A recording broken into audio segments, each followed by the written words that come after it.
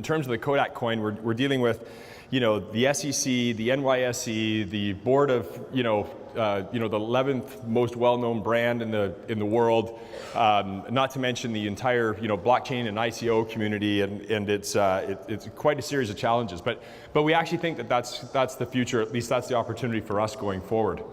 We see, I'm not going to tell anybody in this room anything that they don't already know. That's for sure. So, but we see ICOs.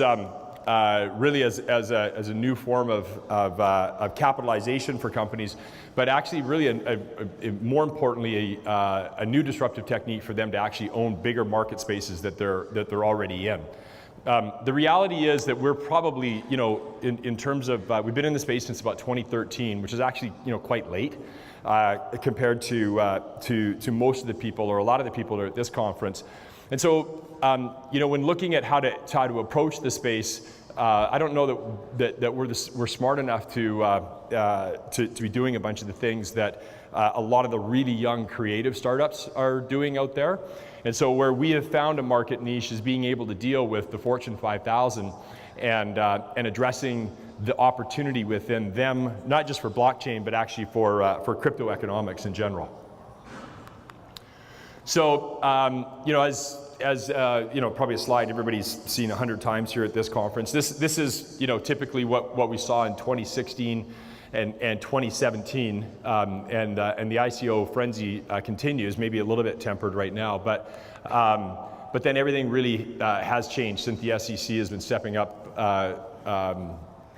their efforts, and I think everybody in here probably, aware that, at least 50 subpoenas were sent out yesterday to cryptocurrencies out there. And we don't see this as a bad thing. We see this as something that the SEC is just starting to get their hands around.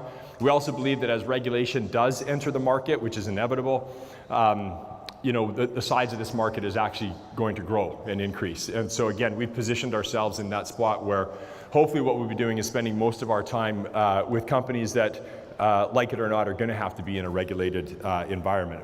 Not making any judgment or comments on the young startups in this area that maybe don't have to play in that space right now, but this is just something that's a part of a reality of our market set. So, so upcoming, the ICOs of 2018 that fit into this regulatory regime would include, companies like Overstock and Kodak, and there's, since we built this slide, there's now a few others.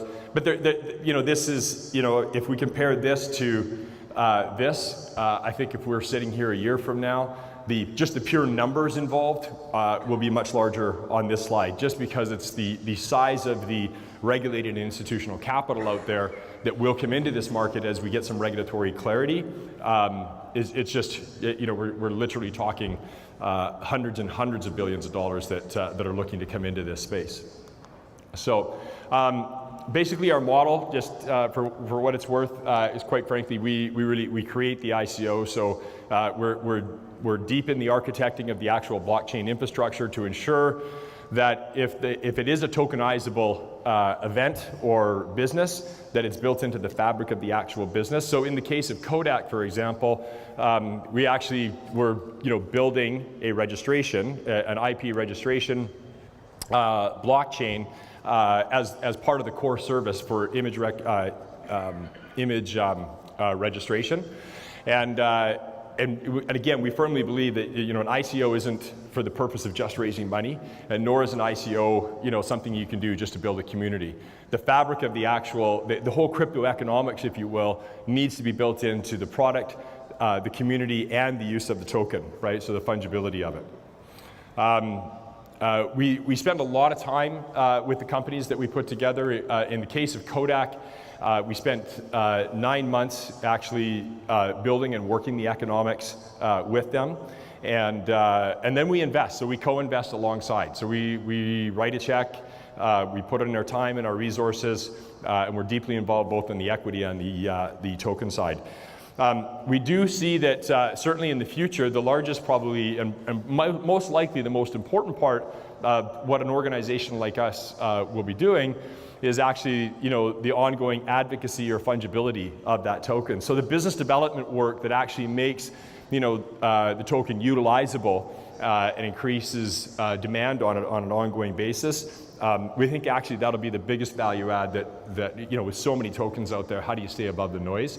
And the utilization obviously, or maybe not obviously, but to us it seems obvious, will be the most important factor over time. So that's where we'll end up spending most of our time. We kind of, when we're talking with potential clients in that Fortune 5000 category, the words that we're kind of using is consensus capitalism, and it's changing everything. So a lot of the organizations, if they don't understand it, they're afraid of it. But when they get their head around the fact of what it can do in terms of consolidating or unifying is probably a better word, their supply chains, or banding together the large existing customer bases that they already have, and they can get their head around the fact that it's actually the best customer feedback loop, or the best vendor feedback loop that they can have, actually building a blockchain application that utilizes a token that can be used for either payment or loyalty or tracking or whatever the case is.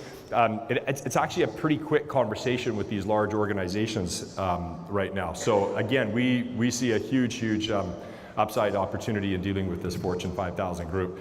We have a pretty experienced team.